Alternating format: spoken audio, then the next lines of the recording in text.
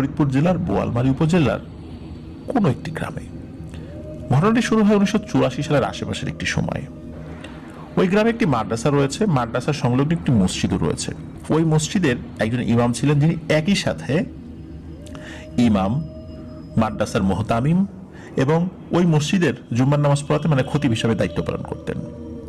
তিনটা পদে একই ব্যক্তি দায়িত্ব পালন করতেন এবং দীর্ঘদিন যাবৎ এই পদে তিনি নিয়োজিত ছিলেন। হঠাৎ করে ওনার কি হলো, উনি মসজিদের সভাপতি এবং কমিটির অন্যান্য সদস্যদেরকে জানান যে তিনি এই পদে আর চাকরি করতে পারবেন না। পারিবারিক কারণে তাকে বাড়িতে ফেরত যেতে হবে। এই ফরিদুল্লাহ সাহেবের বাসা ছিল ফরিদপুরের নগরকান্দা উপজেলার একটি গ্রামে। সেখানে তার পরিবার থাকলেও তিনি এখানেই থাকতেন, কারণ এখানে তার থাকার ব্যবস্থা ছিল। স্থানীয় মানুষেরাই তার খাবার দাবারের ব্যবস্থা করতেন। অত্যন্ত দক্ষ, বিচক্ষণ এবং ভালো একজন মানুষ ছিলেন এই ফরিদুল্লাহ। এই কারণে কর্তৃপক্ষ তাকে কোনোভাবে আসলে ছাড়তে রাজি ছিলেন না। উনি বারবার কমিটিকে জানালেও কমিটি তার কথায় পাত্তা দেয়নি। পাত্তা না দেওয়ার কারণ হলো, কমিটির লোকজন মনে করেছে কোনো একটি কারণে, সেটা পারিবারিক কারণেই হোক বা অন্য কোনো কারণে হোক, উনি এখান থেকে চলে যেতে চাচ্ছেন। হয়তোবা সেই কারণটা যদি আস্তে আস্তে ধামাচাপা পড়ে যায়, উনি আর এখান থেকে যাবেন না। অনেক সময় মানুষের রাগের বসে বা কোনো একটা কারণে আবেগে কোনো একটা কাজ করে ফেলতে চান, সেটা আবার যখন ঠিকঠাক হয়ে যায় তখন আবার মানুষ তার সিদ্ধান্ত থেকে ফেরত আসে। তো কমিটির লোকজন এই চিন্তা করেছিলেন, কারণ কমিটির লোকজন ওনার মতো মানুষ খুঁজে পাওয়াটা দুষ্কর হবে এই চিন্তা করে ওনাকে ছাড়তে চাচ্ছিলেন না। মূলত তার কথার পাত্তা না দেওয়ার কারণ মূলত এটাই ছিল। এরপর তিনি এক কাজ করেন, মানে ফরিদুল্লাহ সাহেব একদম চূড়ান্ত পর্যায়ের সিদ্ধান্ত জানিয়ে দেন এবং কমিটির লোকদেরকে বলে দেন যে এই শেষ জুম্মা আমি পড়াবো, এরপরে আমি আর কোনো দায়িত্ব পালন করতে পারবো না। আমার সমস্যা আছে ভাই, আমি আমার পরিবারের কাছে ফেরত যেতে চাই, আপনারা আপনাদের মতো একজন লোক নিয়োগ করেন। ওই সময়ে কমিটির লোকজন বলে যে আপনি যেহেতু তিনটা দায়িত্বে ছিলেন, এখন এই তিনটা পদের দায়িত্বে একজন আসবেন, আমরা আলাদা আলাদাভাবে লোক নিয়োগ করার সামর্থ্য রাখি না। তো একজন লোক খুঁজে পাওয়া আগ পর্যন্ত আপনি অন্তত থেকে যান। উনি সম্মতি দেন। উনি বলেন যে সর্বোচ্চ 1 সপ্তাহ, এই 1 সপ্তাহের মধ্যে আপনাদেরকে কাজটি করতে হবে। এখন এত দ্রুততার সাথে কাজটি করার জন্য বিভিন্ন জায়গায় বিজ্ঞপ্তি দেয়া হলো যে লোক লাগবে, এরকম এরকম যোগ্যতা থাকতে হবে। কয়েকদিনের মধ্যে কিছু কিছু লোক আসতে থাকে এই বিজ্ঞপ্তিটি সম্পর্কে অবগত হয়ে। তাদেরকে মাদ্রাসা এবং মসজিদের কমিটি এবং ওই ইমামও মৌখিক পরীক্ষা নেন, কিন্তু কেউই মানে তাদের পরীক্ষায় মানে মৌখিক পরীক্ষায় মনোভূত হন না। এভাবে যেতে থাকে, 1 দিন 2 দিন যায়, এদিকে সপ্তাহ ঘনিয়ে আসতে থাকে। শেষ জুম্মাবার চলে আসে, যেই জুম্মায় ইমাম সাহেব চলে যাবেন, ইমাম সাহেবকে যেতেই হবে। এখন এই যে শেষ জুম্মাবার, ওই দিনও পরীক্ষা ছিল, জুম্মার আগে ছিল, জুম্মার পরেও ছিল। আর ওই জুম্মার দিন কিন্তু ইমাম সাহেব সকলের কাছ থেকে বিদায় নেন যে যাই ঘটুক না কেন, আজকের পরে আমার পক্ষে থাকা সম্ভব নয়। তো জুম্মার পরে পরীক্ষা হয়েছে, আসরের আগ পর্যন্ত যারা এসেছিলেন সকলের পরীক্ষা নেওয়া শেষ, কেউই মনোভূত হলো না তাদের। কমিটির লোকজন উঠে চলে যাচ্ছে। ইমাম সাহেব বেশ উদ্বিগ্ন, মনে হচ্ছিল যে উনি কারোর জন্য অপেক্ষা করছেন, কেউ একজন আসবে। উনি মনে হচ্ছিল এই লোকদের ভিড়ে উনি কাউকে খুঁজছেন। কমিটির লোকজন এটা বুঝতে পেরেছিল। তারা ইমাম সাহেবকে প্রশ্ন করেছিলেন যে ইমাম সাহেব আপনি কি কাউকে খুঁজছেন, আপনি কি কারো আসার কথা?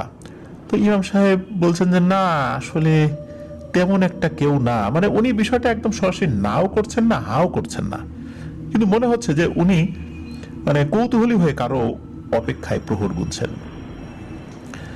এর মধ্যে কি হয় যে সবার পরীক্ষা শেষ হয়ে যায়, তারা চূড়ান্ত সিদ্ধান্ত নিতে পারেন না। তারপরও একেবারেই আসলে না নেওয়ার থেকে কিছু কিছু লোককে তারা তালিকায় রাখেন যে একদম না পাওয়া গেলে এদের মধ্যে থেকে আমরা কোনো একজনকে পরামর্শ সাপেক্ষে বেছে নেব। হঠাৎ করে একজন লোক আসেন, খালি পা, পোশাক আশাক একদম ময়লা বলতে হবে, কিন্তু চেহারা স্রোত মাশাআল্লাহ ভালো, মধ্যবয়স্ক একজন মানুষ।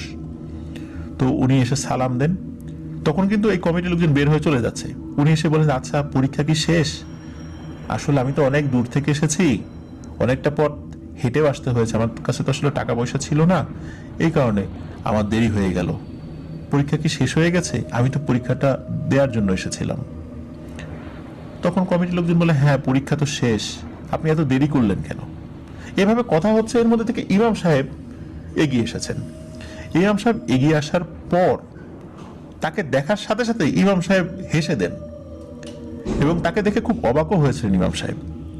ইমাম সাহেব তাকে সালাম দিয়ে জিজ্ঞেস করেন যে, হুজুর আপনি এসেছেন, এত দেরি হলো কেন আপনার আসতে?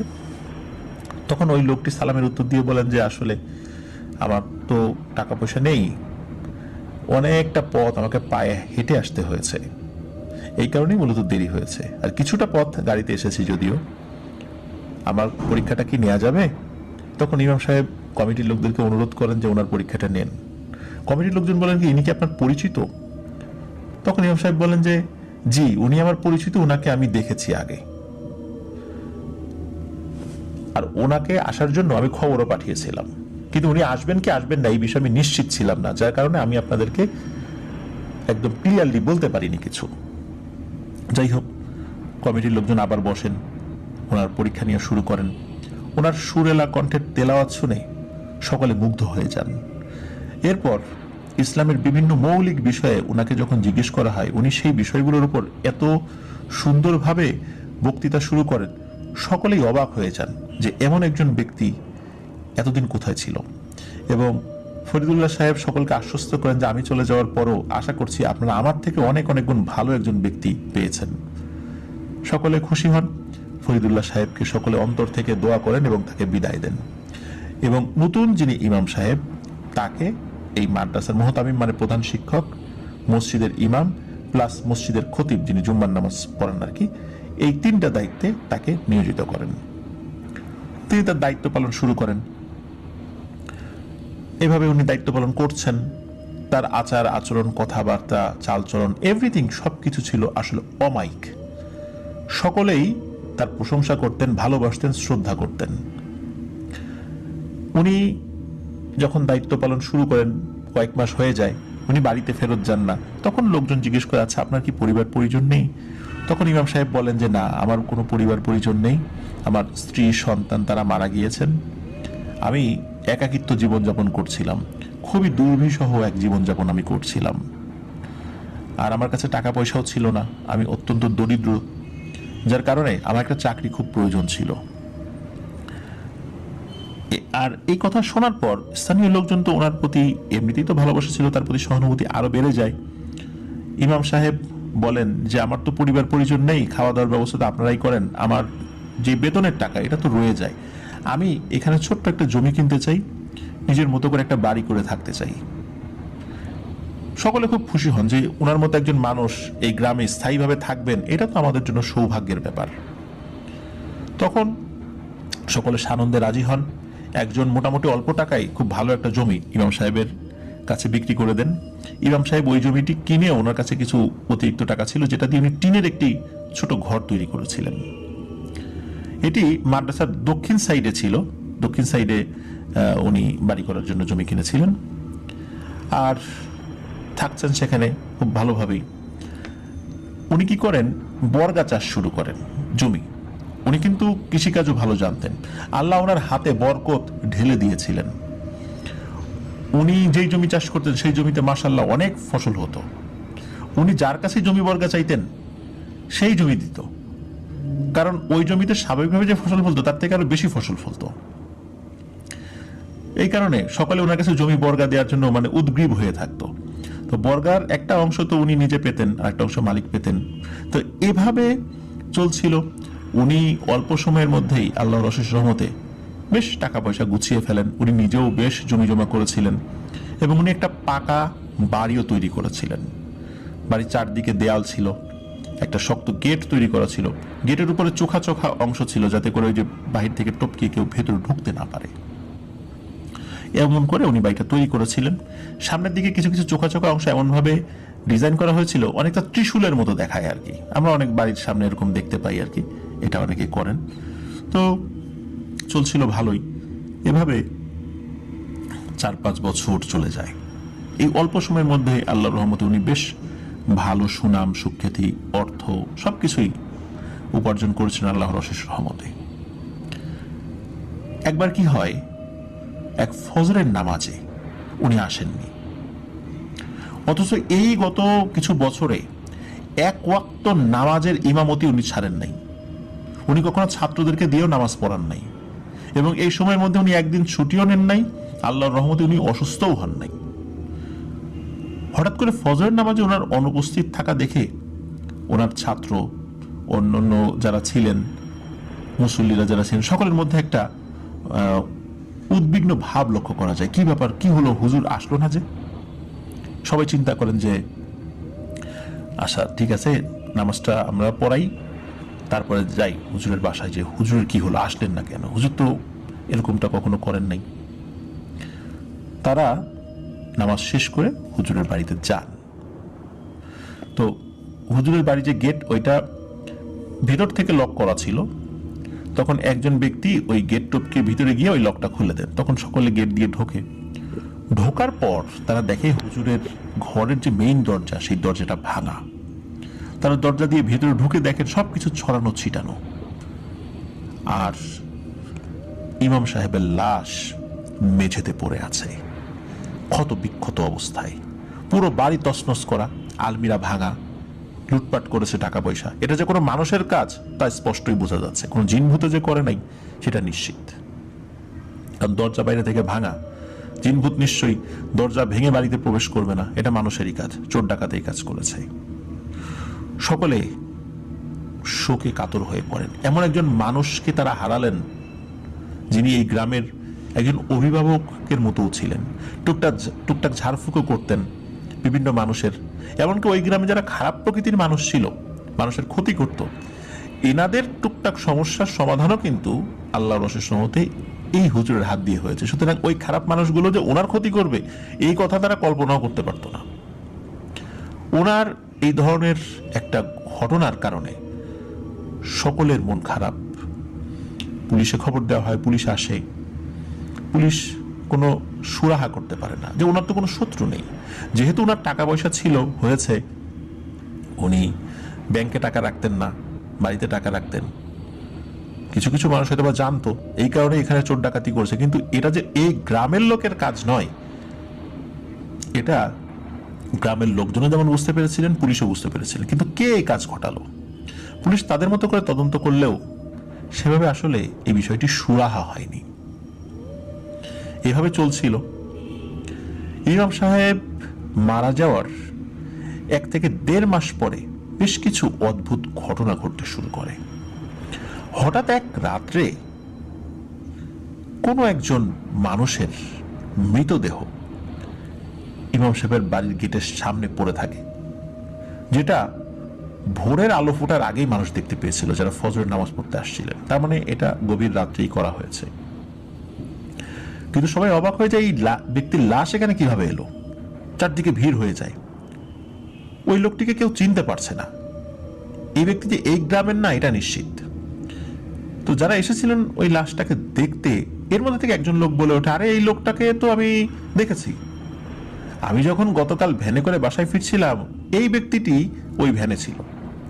হঠাৎ করে এই মাদ্রাসার কাছে এসে বললো যে, ভাই আমি নেমে যাব, আমি আর যাব না, এখানে আমার কাজ আসছে, আমি পরে আসবো, আপনারা চলে যান। তখন রাত 10টা কি 11টা। এরপর ভ্যান চালক আর ওই লোকটা চলেও যায়। ওই ভিড়ের মধ্যে এই একজন লোক শুধু এতটুকুই বলতে পেরেছে। আর লাশটা এমন ক্ষত বিক্ষত করা হয়েছিল, মুখটা বোঝা যাচ্ছিল, চেহারা বোঝা যাচ্ছিল, কিন্তু পুরো বডি ক্ষত বিক্ষত। মনে হচ্ছে ধারালো কোনো কিছু দিয়ে কুপিয়ে লোকটিকে হত্যা করা হয়েছে। পুলিশে খবর দেওয়া হয়, পুলিশ লাশটি নিয়ে যায়, পোস্টমর্টেম করে। কে বা কারা এটা হত্যা করলো সেটা তারা তদন্ত করতে থাকে, কিন্তু এর কোনো সুরাহা পাওয়া যায় না, বা সুরাহা করতে পারে না। এই ঘটনার 5 থেকে 7 দিন পর আবার একজন ব্যক্তির লাশ ইমাম সাহেবের গেটের সামনে পাওয়া যায়। আবার সবাই দেখার জন্য চারদিকে ভিড় জমায়, সকলে লাশ দেখতে আসে। এর মধ্যে দেখে আবার একজন বলে ওঠে, আরে এই লোক, একে তো গতকালকে আমরা ভ্যান নিয়ে আসার সময় ওই ভ্যানে দেখতে পেয়েছিলাম, আমাদের সাথেই ছিল, আমরা 4 জন ছিলাম। ওই লোকটা বলে যে, আমি মাদ্রাসার পাশে নামবো, একটু কাজ আছে, তোমরা চলে যাও। তো ওনার নাকি এই জায়গায় কার সাথে টাকা পয়সার হিসাব নিকাশ আছে, এটা বলে উনি নাকি নেমে গিয়েছিলেন। তখনও রাত প্রায় 10টা-11টা ছিল। তো ওই ভ্যান চালক এবং অন্যান্য ব্যক্তি যারা ওই ভ্যানে ছিলেন তারা ওই জায়গায় এসেছিলেন, কারণ ভ্যান চালকের বাড়ি ওই বা অন্যান্য লোকদের বাড়ি তো ওই গ্রামে ছিল। তারা সকলে কিন্তু একই বক্তব্য দিয়েছিলেন, কিন্তু এই লোকটাকে তারা কেউ চেনেন না। এই ঘটনার 2-3 মাসের মধ্যে আর কোনো ঘটনা ঘটেনি। 2-3 মাস পর একই রকম ভাবে আর একটি ঘটনা ঘটে। আর একটা লাশ ইমাম সাহেবের বাড়ির সামনে পাওয়া যায়। 3টা লাশেরই একই রকম ভাবে মৃত্যু হয়েছে, কিন্তু তৃতীয় ব্যক্তির কোনো খোঁজ খবর পাওয়া যায় না। মানে গতবার তো দুজনের তথ্য কিছুটা হলে পাওয়া গিয়েছিল, কেউ না কেউ দেখেছিল, কিন্তু এই তৃতীয় ব্যক্তির কোনো তথ্য পাওয়া যায় না। এর লাশ কিভাবে এখানে এলো, এই ব্যক্তি বা কিভাবে এখানে এসেছিল, কোনো তথ্য পাওয়া যায় না। আর এই তৃতীয় ব্যক্তির লাশ পাওয়ার চতুর্থ লাশটি পাওয়া যায় এই লাশ পাওয়ার 3য় দিনের মাথায়। চতুর্থ লাশটি ওই বাড়ির গেটের উপরে ত্রিশূলের মতো যে অংশটা ছিল, চোখা অংশ, এই ত্রিশূলের মাথায় ঝুলানো ছিল। আগেরগুলোর থেকে একে অত্যন্ত নির্মমভাবে হত্যা করা হয়েছে, আর মাথাটাকে পুরো ঘুরিয়ে দেওয়া হয়েছে, আর ত্রিশূলের ভিতর পুরো বডিটাকে গেঁথে দেওয়া হয়েছিল। এলাকার সকলে একটা ভয়ের মধ্যে থাকে এবং ওই বাড়িটাকে ভূতের বাড়ি বলে অভিহিত করে, যদিও বা ওই বাড়ির ভেতর থেকে কোনো ধরনের ভৌতিক আওয়াজ বা এই টাইপের কোনো কিছু শোনা যেত না। বাড়িটির পাশে একটা মাদ্রাসা ছিল। মাদ্রাসা চলমান, কিন্তু মাদ্রাসার কোনো ছাত্র, হুজুর, মানে শিক্ষক বা আশেপাশের লোকজন কেউ কিছু বুঝতে পারেনি বা কিছু উপলব্ধিও করতে পারেনি। একজন মানুষকে সেখানে যদি এভাবে হত্যা করা হয়, সে তো চিৎকার চেঁচামেচি করবে না, কোনো সারা শব্দ কিন্তু কেউ পায়নি। সেই ইমাম সাহেবের বাড়ির পাশে একটি সিএনজি পাওয়া গিয়েছিল, মানে চতুর্থ ব্যক্তির লাশ যখন পাওয়া গিয়েছিল তখন একটা সিএনজি রাখা ছিল। এই সিএনজি ড্রাইভারকেই মূলত এই ত্রিশূলের মধ্যে গেঁথে থাকতে দেখা যায়। এখন ওই ভিড়ের মধ্যে দুজন ব্যক্তি তারা বলে যে আরে এই ব্যক্তি তো সিএনজি চালক, এনার সিএনজিতেই তো আমরা আসছিলাম।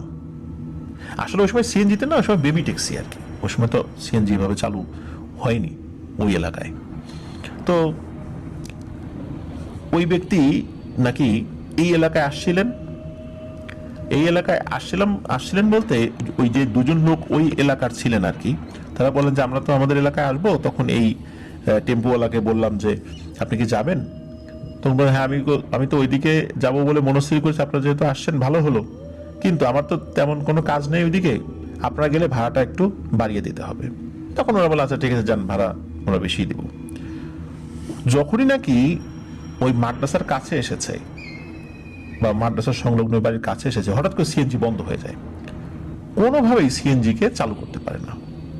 তখন সিএনজি চালক বলে ভাই আমি তো আর স্টার্ট দিতে পারছি না, মানে ওই বেবি ট্যাক্সি আর কি, তো আপনারা চলে যান, আমি দেখি কি করা যায় এটা, বা আমি অন্যদিকে চলে যাই, সকালে এসে আমি আমার এই গাড়িটা ঠিক করব।